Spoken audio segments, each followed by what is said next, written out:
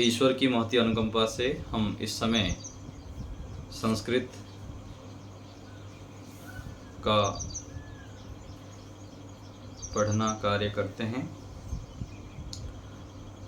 तो आज से हम प्रारंभिक रचनानुवाद कौमुदी पुस्तक, ये आप लोग को सबके पास होगा, डॉक्टर कपिल देव जी द्विवेदी द्वारा जो लिखा गया है, डॉक्टर कपिल देव जी द्विवेदी, ये पुस्तक को हम आज से प्रारंभ कर रहे हैं। संस्कृत क्यों पढ़ना चाहिए, कितना आवश्यक है, जो भी धर्मों के प्रति रुचि रखते हैं, ईश्वर भक्ति में रुचि रखते हैं, साधक व्यक्ति हैं, उनको अच्छी प्रकार पता है। जो आध्यात्मिक मार्ग पर बढ़ना चाहता है अथवा बढ़ते चलता है, तो चित्त शुद्ध होते ही, पवित्र होते ही ईश्वर की ओर जो वो बढ़ने लगता है, तो स्वतः ही अंदर से संस्कृत पढ़ने की रुचि होती है और उस रुचि को व्यक्ति थोड़ी देर के लिए बनाए रखता है, जागरूकता को, अथवा जो उसमें श्रद्धा होती है। फिर धीरे धीरे भौतिकता के कारण फिर वो दब जाता है, थोड़ी दिन पढ़ लेता है, फिर छोड़ देता है। फिर जो व्यक्ति फिर साधना की ओर आएगा, फिर उसको अंदर से धक्का लगेगा अंदर से कि नहीं, मुझको पढ़ना चाहिए, पढ़ना चाहिए। और जो अधिक जागरूक होते हैं, सतर्क सावधान होते हैं, वह फिर पढ़ लेते हैं अच्छे प्रकार से। तो साधना के लिए, ईश्वर के मार्ग पर बढ़ने के लिए और विशेष समाधि और मोक्ष की ओर बढ़ने के लिए संस्कृत पढ़ना अति आवश्यक है। पढ़ना ही है ऐसा नहीं है, बिना पढ़े भी मोक्ष की ओर बढ़ सकते हैं। लेकिन जो आज हमारे सामने आदर्श के रूप में दिखते हैं, विशेष योग्यता संपन्न और साधक व्यक्ति, समाधिस्थ व्यक्ति की ओर बढ़ने वाले व्यक्ति हैं, तो उन लोग ने संस्कृत को अच्छे प्रकार से हृदयंगम किए हैं। तो इसके आधार पर हमको भी ये समझ में आता है कि संस्कृत पढ़ना अति आवश्यक है वेदादि शास्त्रों को अच्छी प्रकार समझने के लिए। तो इसलिए श्रद्धा पूर्वक प्रत्येक दिन यदि व्यक्ति समय लगाए तो अच्छी प्रकार से संस्कृत को हस्तगत कर सकता है, पढ़ सकता है। चाहे थोड़ा भी समझ में आए, लेकिन प्रत्येक दिन लगातार यदि हम समय लगाएंगे, रुचि रखते हुए आगे बढ़ते रहेंगे, तो अच्छी प्रकार से पढ़ सकते हैं, समझ सकते हैं। इसलिए हमें जो रुचि है संस्कृत के प्रति, संस्कृत को सीखने के लिए, उन लोग का कर्तव्य है कि प्रत्येक दिन समय लगाए श्रद्धापूर्वक। यह ईश्वरीय वाणी है और ईश्वरीय वाणी वेद आदि को समझने के लिए संस्कृत पढ़ना अति आवश्यक है। तो आज हम प्रारंभिक रचनानुवाद कौमुदी जो पुस्तक है, संस्कृत व्याकरण बहुत विस्तृत है, 4000 अष्टाध्यायी सूत्र याद करना पड़ता है, धातु पाठ भी याद करना आदि, प्रथमावृत्ति, काशिका, महाभाष्य आदि विस्तृत रूप से वर्णन है संस्कृत को पढ़ने के लिए, सीखने के लिए। लेकिन उन सबको सार रूप में थोड़ा सरलता से सीखने के लिए ये डॉक्टर कपिल देव जी द्विवेदी जी ने ये पुस्तक बनाए हैं, जो कि अधिकांश आर्य जगत में, गुरुकुलों में ये सब इन पुस्तक से पढ़ाया जाता है। तो इसको यदि हम पढ़ते जाएंगे तो संस्कृत का अच्छे प्रकार से हम धीरे धीरे अध्ययन कर सकते हैं, सीख सकते हैं। तो जिनके पास पुस्तक है वह देखें, जिनके पास पीडीएफ है वो पीडीएफ से देखें, और जिनके पास नहीं है मेरे नंबर से संपर्क कर लेंगे तो मैं आपको बता दूंगा कहाँ से पुस्तक मिलेगा, तो आप हार्ड कॉपी भी मंगा सकते हैं। तो अभ्यास 1 से पहले देखिए कुछ आवश्यक निर्देश लिखा गया है जो कि आगे हमको काम आएगा, तो उसको देख लेते हैं। आवश्यक निर्देश पहला, प्रत्येक अभ्यास में 20 नए शब्द दिए गए हैं। 30 अभ्यासों में कुल 600 अति आवश्यक शब्द एकत्र किए गए हैं। प्रत्येक अभ्यास में 20 नए शब्द आएंगे और 30 अभ्यासों में कुल 600 अति आवश्यक, जो जो अति आवश्यक लगता है, व्यवहार में आवश्यक है, उन शब्दों को एकत्र किया गया है इन 30 अभ्यास में, इस पुस्तक में। प्रत्येक अभ्यास में मुख्य रूप से इन शब्दों और धातुओं का अभ्यास कराया गया है। इनको ठीक से स्मरण कर ले। पहले अभ्यास जब खत्म हो जाएगा तो पीछे के जितने भी शब्द है उनको अच्छे से याद रख लेना है, तब आगे फिर काम आएगा। नहीं तो आगे बढ़ जाएंगे तो इसका अर्थ क्या है, इसका अर्थ क्या है, इसका कैसे वाक्य बनाएं, तो वहाँ पर फिर उलझ जाएंगे। तो प्रत्येक अभ्यास में जो शब्द और धातु दिया गया है बाईं तरफ दिया जाएगा, उसको दाईं तरफ अभ्यास भी कराया जाएगा। तो इनको स्मरण कर लेना है। दूसरा है शब्दकोश को 4 भागों में बांटा गया है। पहला है संज्ञा शब्द, और दूसरा धातु या क्रिया शब्द, और तीसरा है अव्यय, और घ में है विशेषण शब्द। शब्दकोश जो आएगा अभ्यास में, उसमें 4 प्रकार के शब्द आएंगे। शब्दकोश के लिए क ख ग आदि संकेत स्मरण कर लें। शब्दकोश में जहाँ क ख ग या घ नहीं है, वहाँ यह अर्थ समझे कि उस विभाग का शब्द वहाँ नहीं है। शब्दकोश के अंत में सूचना दी गई है कि शब्दों या धातुओं के रूप किस प्रकार चलेंगे, तद अनुसार उनके रूप चलावें। फिर तीसरा है प्रत्येक अभ्यास के लिए केवल 2 पृष्ठ दिए गए हैं। दोनों पृष्ठों पर पंक्तियां गिन कर रखी गई हैं। बाईं ओर शब्दकोश है, व्याकरण संबंधी कुछ नियम दिए गए हैं, और दाईं ओर उदाहरण वाक्य रहेगा। संस्कृत बनाने के लिए हिंदी वाक्य है, और अशुद्ध वाक्यों को शुद्ध करना, और चौथा अभ्यास आदि बताए गए हैं। प्रत्येक अभ्यास में ये आएंगे।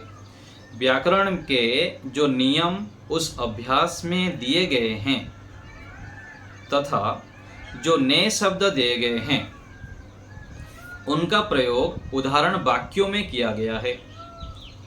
तो जो नए नए अभ्यास आएंगे उनका प्रयोग उदाहरण वाक्यों में कर दिया जाएगा, और उदाहरण वाक्यों का बहुत ध्यान पूर्वक समझ लें। उनसे बहुत मिलते हुए वाक्य ही संस्कृत अनुवाद के लिए दिए गए हैं। जहाँ कोई कठिनाई हो वहाँ उदाहरण वाक्यों और अशुद्ध वाक्यों के शुद्ध वाक्यों से सहायता ले लेंगे।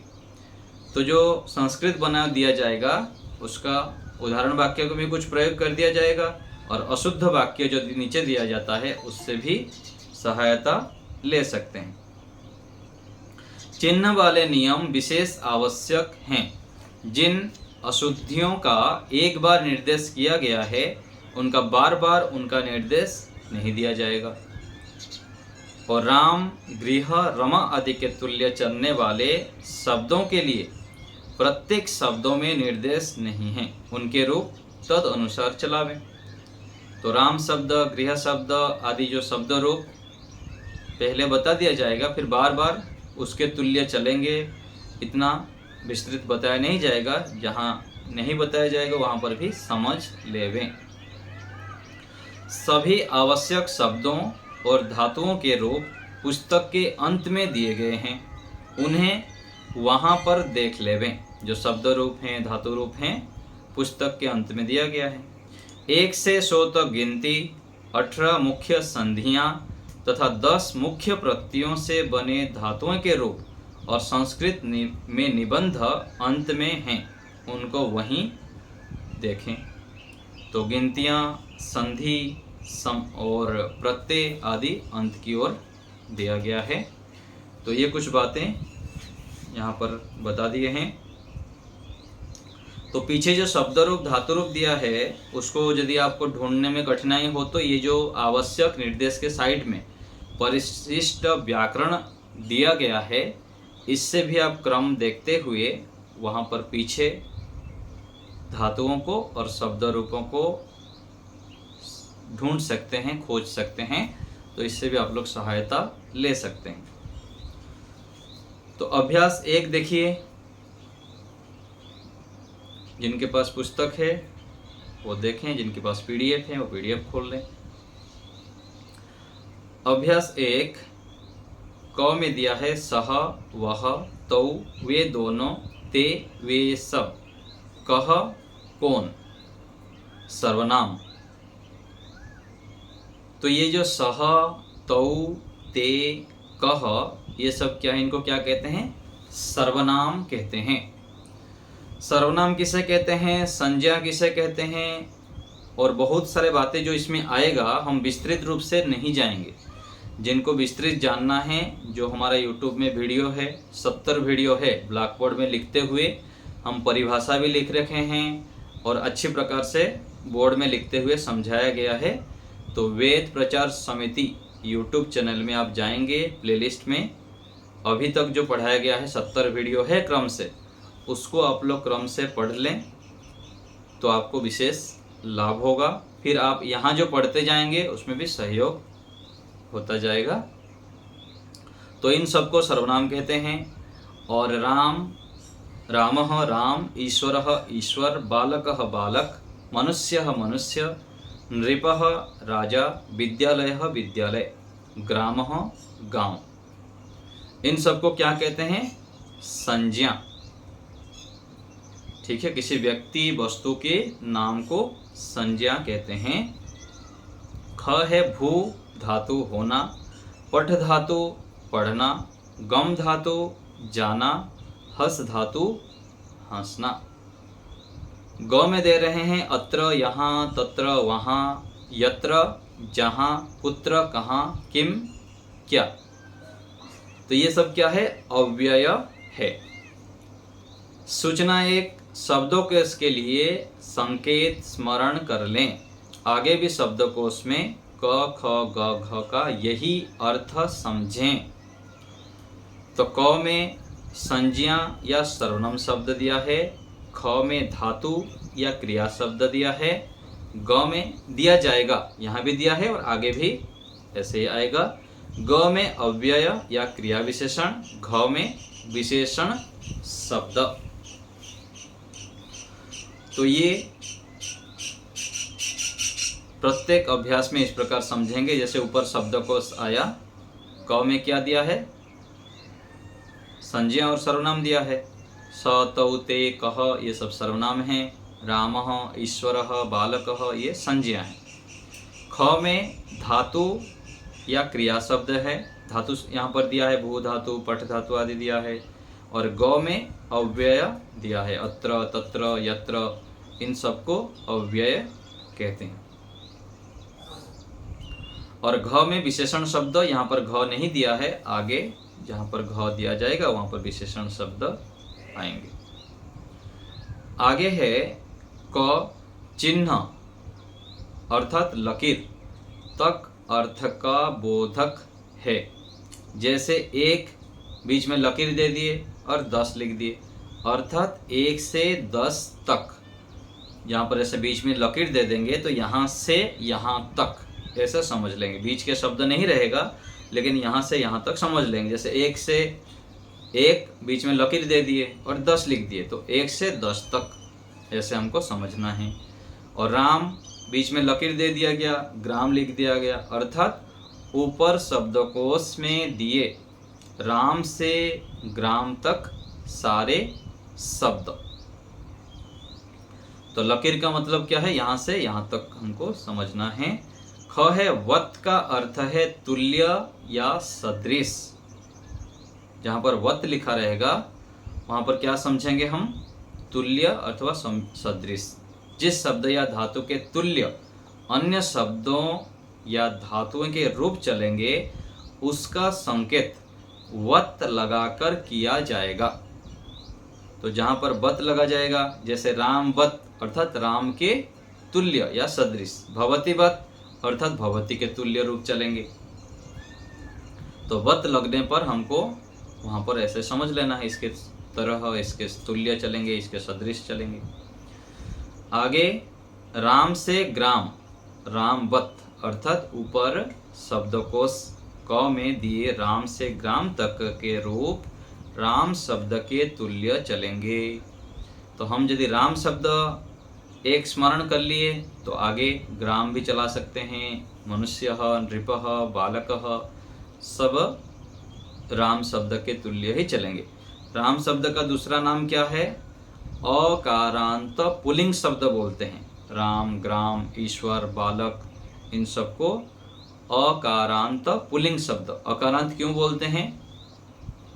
क्योंकि राम शब्द जो है हम जब अलग अलग करके लिखेंगे तो र हलंत रहेगा, फिर जमा आ, जमा म, हलंत, फिर अंत में अ रहता है। तो अ अंत में होने से इसको अकारांत, अकार अंत, अकारांत को भी यदि विभाग कर देंगे तो अकार और अंत मिलके अकारांत ऐसे बोलते हैं। तो इसको हम बोर्ड में लिख के पढ़ाए हैं, लिख के भी अलग से उसको अच्छे प्रकार बताया गया है। जो आप क्रम से पढ़ेंगे, जो नए विद्यार्थी हैं उनको समझ में अच्छे प्रकार वहाँ पर आ जाएगा। यहाँ पर संक्षेप में इतना ही समझ लीजिए। आगे है भूहस, भवती के भवतीवत अर्थात भवती के तुल्य चलेंगे। भू से हस धातु तक के रूप भवती के तुल्य चलेंगे। एक भू धातु याद कर लिए तो फिर उसके अनुसार आगे सारे धातु चला सकते हैं। जो हस धातु है, गम धातु है आदि चला सकते हैं। तो ये व्याकरण संबंधित कुछ नियमों का संदेश का बता दिया। आगे व्याकरण संबंधित कुछ बता रहे हैं। व्याकरण का नियम, लट परस्मय पद। लट और परस्मय पद का अर्थ यहाँ पर क्या है?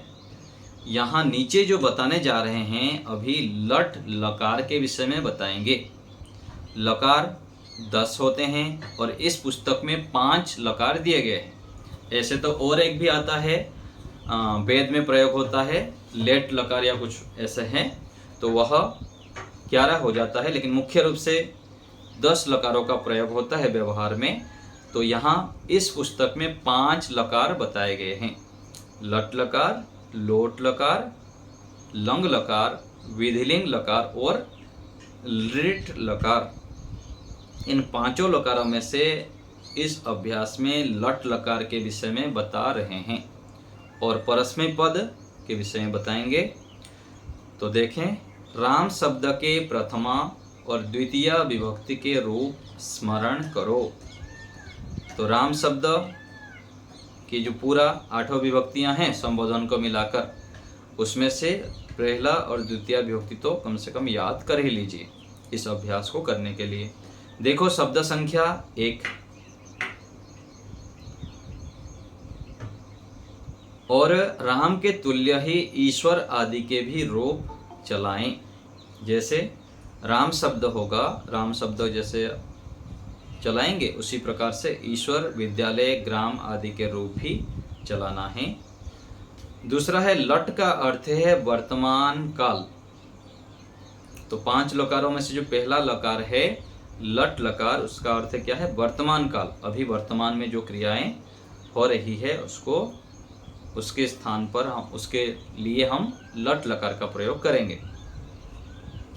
प्रथम पुरुष में धातु के अंत में एक वचन में अति, द्विवचन में अतः और बहुवचन में अंति लगेगा। तो संस्कृत में 3 वचन होते हैं, 3 पुरुष होते हैं। तो 3 वचन जो होते हैं, एक वचन, द्विवचन और बहुवचन। तो एक वचन में धातु में अति, द्विवचन में अतः और बहुवचन में अंति लगेगा। जैसे भू धातु है, एक वचन में भवती, द्विवचन में भवतः और बहुवचन में भवंती। इसी प्रकार पठ आदि के भी रूप बनाओ। जैसे भू धातु का होगा ऐसे ही पठ धातु का भी होगा। लट आदि में गम को गच्छ हो जाता है। तो जो गम धातु है, व्याकरण नियम से जब हम उसका रूप चलाते हैं उसको गच्छ हो जाता है। गच्छति, गच्छतः, गच्छन्ति रूप चलता है। आगे नियम 1, कर्ता के अनुसार क्रिया का वचन और पुरुष होता है। संस्कृत में 3 पुरुष होते हैं, प्रथम पुरुष, मध्यम पुरुष और उत्तम पुरुष। तो कर्ता प्रथम पुरुष में होने पर क्रिया भी प्रथम पुरुष में, कर्ता मध्यम पुरुष में होने से क्रिया मध्यम पुरुष में, कर्ता उत्तम पुरुष में होने पर क्रिया भी उत्तम पुरुष में होता है। और कर्ता प्रथम पुरुष एक वचन होगा तो क्रिया भी प्रथम पुरुष एक वचन होता है। कर्ता प्रथम पुरुष द्विवचन होता है तो क्रिया भी प्रथम पुरुष द्विवचन में होता है। ऐसे करके हमको समझना चाहिए। तो ये हो गया कर्ता प्रथम पुरुष एक वचन में है अतः क्रिया भी प्रथम पुरुष एक वचन है। तो नियम पहला क्या है? कर्ता के अनुसार क्रिया का वचन और पुरुष होता है। दूसरा नियम है तीनों लिंगों में धातु का रूप वही रहता है। संस्कृत में कितने लिंग होते हैं? 3 लिंग, पुल्लिंग, स्त्रीलिंग और नपुंसक लिंग। तो तीनों लिंगों में धातु का जो रूप है वही रहता है। तो सह पठति, वह पढ़ता है के लिए भी पठति होता है। बालक पढ़ रहा है तो पठति, बालकः पठति। बालिका पढ़ रही है तब भी पठति। तो ऐसे तीनों लिंगों में जो धातु है उसका वही रूप होता है, लिंग के आधार पर बदलता नहीं है। नियम 3 है कर्ता में प्रथमा विभक्ति होती है और कर्म में द्वितीया विभक्ति। तो ये नियम 1, 2 और 3 हो गया। आगे देखिए अभ्यास 1। अभ्यास 1 उदाहरण वाक्य वह पढ़ता है, सह पठति। यहाँ पर वह प्रथम पुरुष एक वचन है कर्ता, इसलिए पठति भी प्रथम पुरुष एक वचन हुआ। वे दोनों पढ़ते हैं, वे दोनों प्रथम पुरुष द्विवचन हैं, इसलिए पढ़ते हैं ये द्विवचन हो गया। तो पठतः। और वे सब पढ़ते हैं तो ते पठन्ति। कर्ता बहुवचन में है इसलिए क्रिया भी बहुवचन में हो गया। वह कहाँ हो रहा है? नहीं, वहाँ क्या हो रहा है? तो वहाँ के लिए यहाँ पर दिया है। तो पहले जब अभ्यास हम करते जाएंगे तो बाएं तरफ अच्छे से पढ़ लेंगे, समझ लेंगे, याद कर लेंगे, तो अभ्यास करने में सरलता होगी। तो वहाँ तत्र क्या किम हो रहा है, भू धातु भवति। बालक वहाँ जाता है, बालकः तत्र गच्छति। वह मनुष्य हंसता है तो सह मनुष्यः हसति। वह के लिए सह, मनुष्य के लिए मनुष्यः और हंसता है हसति। संस्कृत बनाओ, वह पढ़ता है सह पठति, वह हंसता है सह हसति। मैं बोल देता हूँ तो आपको लिखने में सरलता रहेगी। तो आप वीडियो देख के बाद में YouTube में जब डाला जाएगा तो आप उसको देख के वाक्य भी लिख लेंगे और उसके अनुसार और भी वाक्य बना लेंगे। नहीं तो अब बिना वीडियो देखे पहले वाक्य अभ्यास को बना लिया करिए और फिर बाद में वीडियो देख के सुधार भी कर लेंगे। नहीं तो कि सुधार कैसे करना है, फिर आप बोलेंगे मेरा त्रुटि हुआ, गलत हुआ, त्रुटि हुई कि सही हुआ, क्या है। तो वह पढ़ता है सह पठति, वह हंसता है सह हसति। बालक पढ़ता है बालकः पठति। राम गांव जाता है रामः ग्रामं गच्छति। बालक विद्यालय जाता है बालकः विद्यालयं गच्छति। राजा जा रहा है नृपः गच्छति। वह मनुष्य कहाँ जाता है, सह मनुष्यः कुत्र गच्छति। वहाँ कौन पढ़ रहा है, तत्र कः पठति। यहाँ क्या हो रहा है, अत्र किम भवति। वह बालक हंसता है सह बालकः हसति। ख में वे, ये तो क में क्या प्रथम एक वचन में हो गया और ख में द्विवचन में दे रहे हैं। वे दोनों पढ़ते हैं ते पठतः, नहीं तौ पठतः। वे दोनों कहाँ जाते हैं, तौ कुत्र गच्छतः। दो बालक हंसते हैं बालकौ हसतः। दो मनुष्य गांव जाते हैं मनुष्यौ ग्रामं गच्छतः। दो बालक विद्यालय जाते हैं बालकौ विद्यालयं गच्छतः। आगे गौ में बहुवचन, वे सब पढ़ते हैं ते पठन्ति। सब बालक हंसते हैं बालकाः हसन्ति। सब मनुष्य गांव को जाते हैं मनुष्याः ग्रामं गच्छन्ति, वे बालक जहाँ जाते हैं वहाँ हंसते हैं। ते बालकाः यत्र गच्छन्ति तत्र हसन्ति, सब बालक पढ़ रहे हैं। बालकाः पठन्ति, तो ये संस्कृत बना हो गया। और शुद्ध अशुद्ध वाक्य, तो यहाँ अशुद्ध वाक्य में क्या दिया है, रामः ग्रामः गच्छन्ति, तो शुद्ध हो जाएगा रामः ग्रामं गच्छति। तो यहाँ सब लिखा हुआ है अशुद्ध और शुद्ध। तो शुद्ध करो और नियम बताओ।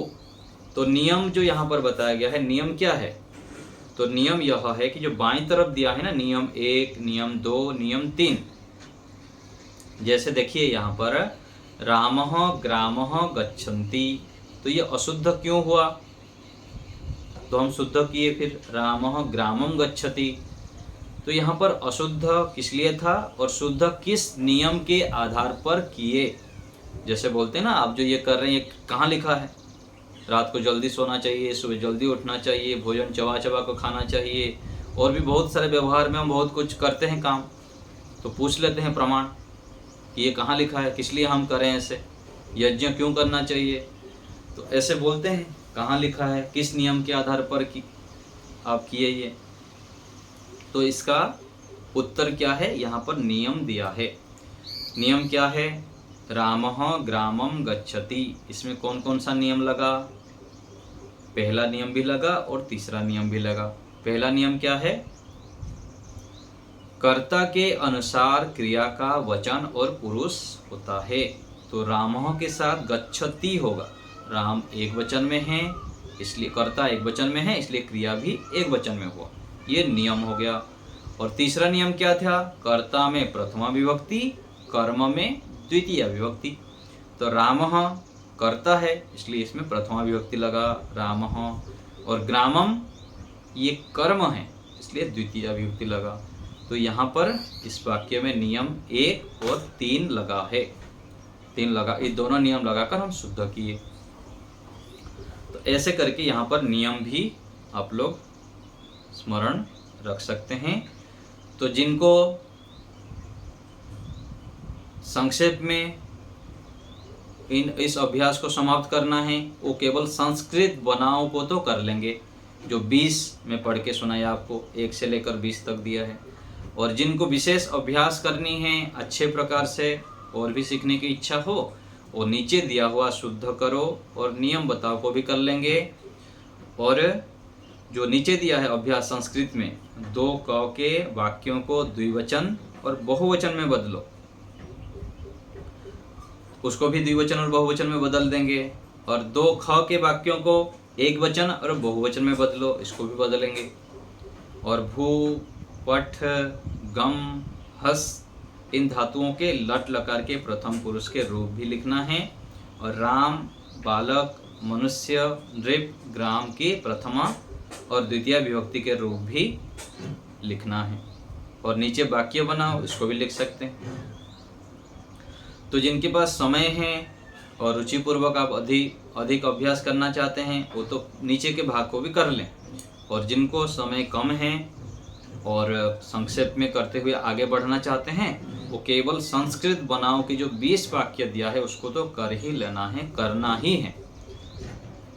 तो करके आप लोग मेरे को, जिनके पास मेरा नंबर है वो व्हाट्सएप में मेरे को लिख के ही भेजेंगे, तो मैं देख लूँगा समय निकाल कर, और मेरे को भी पता लगेगा कौन कौन मेहनत कर रहा है, कौन अभ्यास कर रहा है।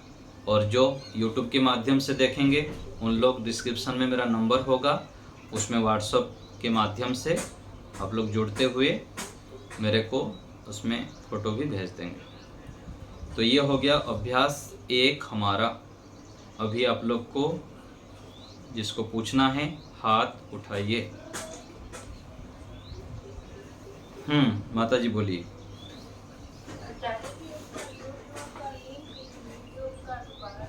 YouTube का लिंक जो है आपको जो ग्रुप में जुड़े हुए हैं उनको मिल जाएगा। जिनको लिंक मिला हुआ है जो वैदिक पाठशाला में हैं, और जो नहीं जुड़े हैं मेरे को नमस्ते लिख के नाम पता भेज देंगे, हमारे ग्रुप में जोड़ देंगे, तो बाद में आपको मिलेगा। यूट्यूब का जो वीडियो है आपको लेट में मिलेगा। अपलोड होने के बाद जब पब्लिश्ड होगा तब जाके मिल पाएगा आपको।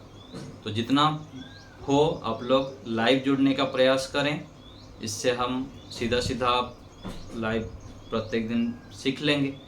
और यूट्यूब का वीडियो कई बार ऐसे होता है, चलो यूट्यूब में तो रखा हुआ है कभी भी देख लेंगे, ऐसे करके छूट जाता है। तो आप लोग प्रयास करें कि सीधा जुड़ने के लिए, समय पर जुड़ने के लिए। और यूट्यूब में जो देखेंगे वो बाद में जब अपलोड हो जाएगा, कई बार नेट स्लो होता है तो विलम्ब में भी अपलोड हो सकता है, तो उसके लिए आपको प्रतीक्षा करनी पड़ेगी और मेरे को फिर याद भी दिलानी पड़ेगी, अच्छा क्या हुआ लिंक नहीं आया है। ठीक है माता जी? पर लिंक जो पहले वाले आप बता रहे हैं कि हैं डाले हुए, हाँ उसको भेज दूंगा मैं आपको। और यूट्यूब के वेद प्रचार समिति यूट्यूब चैनल में आप जाएंगे तो वहाँ पर भी मिल जाएगा। सुदेशना माता जी बोलिए। जी नमस्ते आचार्य जी। ये जो ईश्वर का सतरु राम के तुल्य चलेगा तो इसका तृतीय एक वचन में ईश्वरेण होगा। हाँ जी। और एक तो है ग में अव्यय या क्रिया विशेषण। अव्यय क्रिया मतलब क्रिया विशेषण थोड़ा समझ में नहीं आ रहा। वही एक ही अर्थक है, जैसे धातु और क्रिया शब्द भी बोलते हैं ना हम। तो धातु पठ धातु है, क्रिया शब्द पठती हो गया। तो ऐसे ही क्रिया कुछ कुछ होते हैं तो उसके विशेषण के रूप में अव्यय शब्द भी प्रयोग हो जाते हैं। तो उसमें कोई अलग नहीं है, उसी को ही बोलते हैं। ठीक है, सुजाता माता जी बोलिए। आचार्य जी नमस्ते। नमस्ते जी। मैं एक बात पूछना चाहती थी कि ये जो रचनाओं का पुस्तक है ना, इसको पूरी तरह अच्छे से खत्म करने के लिए कितना समय चाहिए आमदनी? क्या करनी चाहिए? एक पुस्तक को पूरी तरह मतलब खत्म करने के लिए, कंप्लीट करने के लिए आमदनी कितना समय चाहिए? आपकी आवाज़ मेरे को कम आ रही है, थोड़ा मोबाइल पास में लेके जोर से बोलिए। मैं ये पूछना चाह रही थी कि एक जो पुस्तक है ना रचनाओं का कौमुदी, ठीक है, तो इस पुस्तक को खत्म करने के लिए कितना समय चाहिए आत्मानिक? हाँ इस पुस्तक को पढ़ने के लिए समय की कोई सीमा नहीं है। आप इसको 15 दिन में भी समाप्त कर सकते हैं, 10 दिन में भी समाप्त कर सकते हैं, 1 महीने में भी समाप्त कर सकते हैं और 6 महीने भी लग सकता है। विद्यार्थी के मेहनत कितना समय लगा रहा है और कितना पुरुषार्थ कर रहा है, कितना उसको समझ में आ रहा है, उसके ऊपर निर्भर करता है। ठीक है, तो कोई निश्चित समय ऐसा नहीं कि इतने समय में ही इसको हम पढ़ सकते हैं अथवा समझ सकते हैं। तो आपकी मेहनत के ऊपर निर्भर करता है। ठीक है माता जी? मेरा मतलब ये है कि आपने शुरू किया ना पुस्तक को पढ़ाना, तो आप कितने दिनों में खत्म करेंगे? निश्चित नहीं है, बता रहा हूँ ना। आप लोग के रुचि किस प्रकार से, शंकाएं होती है, कैसे हम पढ़ते हैं, उसी प्रकार से निर्भर करता है। अभी निश्चित नहीं बता सकता कि इतने दिन में समाप्त कर दूंगा। आप अकेले होते, आपकी टैलेंट को देख के और कुछ दिन पढ़ने के बाद पता लगता है कि इतने दिन में समाप्त कर लूँगा। यहाँ तो सामूहिक रूप से हम पढ़ाते हैं ना। तो आपकी शंकाएं किस प्रकार से, आपकी योग्यताएं हैं और कैसे कैसे समझना चाहते हैं, आपकी कुछ इस प्रकार से आचार्य पढ़ाइए तो हम उसको, कुछ संधि आएंगे, कुछ समास प्रत्यय आएंगे, उसको हम 2 दिन भी पढ़ाएंगे। तो ऐसे करके होगी, निश्चित समय नहीं बताया जा सकता है। हरीश जी बोलिए। आचार्य जी नमस्ते। ये जो शुरू में आए ना संकेत का खा ग घा, तो इनको कैसे कैसे समझे और कैसे कैसे इनका उच्चारण भी कर सकते हैं अपन? कहाँ पर आया है?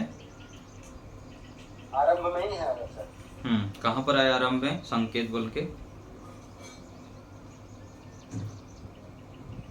कौन सी जगह पर आया है? यहाँ पर अभ्यास 1 के नीचे देखेंगे, सूचना जहाँ आता है शब्द कोश के लिए संकेत स्मरण करने, आगे भी शब्द कोश में। वो धीरे धीरे अभ्यास हम जब करते जाएंगे तो समझ में आ जाएगा। ये संज्ञा है और यहाँ पर ये धातु है, ये अव्यय है, वो पता लग जाता है स्वतः ही। ठीक है। और कोई बात? आचार्य जी यहाँ पे ये हाँ। सभी तो एक से दिख रहे हैं चारों, एक से एक संज्ञा वाले को एक से दिखते हैं। जो गोपालक होता है ना, तो गाय सब एक जैसा ही दिखते हैं उसको, लेकिन उसको पता है कौन सा गाय क्या है। और ब्रह्मचारी जो होते हैं गुरुकुल में, सारे एक सफ़ेद कपड़ा वाला दिखते हैं, लेकिन गुरुजी को पता है कि कौन सा ब्रह्मचारी का नाम क्या है, कौन कहाँ से आया है, ऐसे पता लग जाता है। तो आप लोग जो पढ़ने लगेंगे तो उन शब्दों में पता लग जाएगा, ये अव्यय है, ये धातु है, ये संज्ञा है, पता लग जाएगा। धन्यवाद। अलका माता जी। जी आचार्य जी, मैं तीसरे अभ्यास में और फिर दूसरे अभ्यास में ऐसे थोड़ा थोड़ा शॉर्ट सेंटेंस आया है, जैसे अच्चहीनम परेण संयोजम तो और अपदम न, ऐसे। तो ये अष्टाध्यायी सूत्र है या तो नियम में आते हैं छोटे सेंटेंस के? यही तो बताया गया ना मैं कि जो भी यहाँ पर आएगा ये अष्टाध्याय से अलग कुछ भी नहीं है। अष्टाध्याय में जो बताया गया है उन्हीं बातों को सरल ढंग से यहाँ पर हम पढ़ चुके हैं जितना वो भी, और अभी जो पढ़ाया जाएगा इसमें वही रहेगा। ठीक है ना। तो कुछ शब्द अष्टाध्यायी सूत्र का है और कुछ जैसे अलग अलग प्रथमावृत्ति है, महाभाष्य में है, उन शब्द के कुछ उन वाक्यों को लेके यहाँ पर संकलन किया गया है। ठीक है माता जी। और कोई बात? तो अभ्यास 1 सभी लोग कर लेंगे और कक्षा में समय पर सभी लोग आ जाएंगे। तो आज यहीं रखते हैं।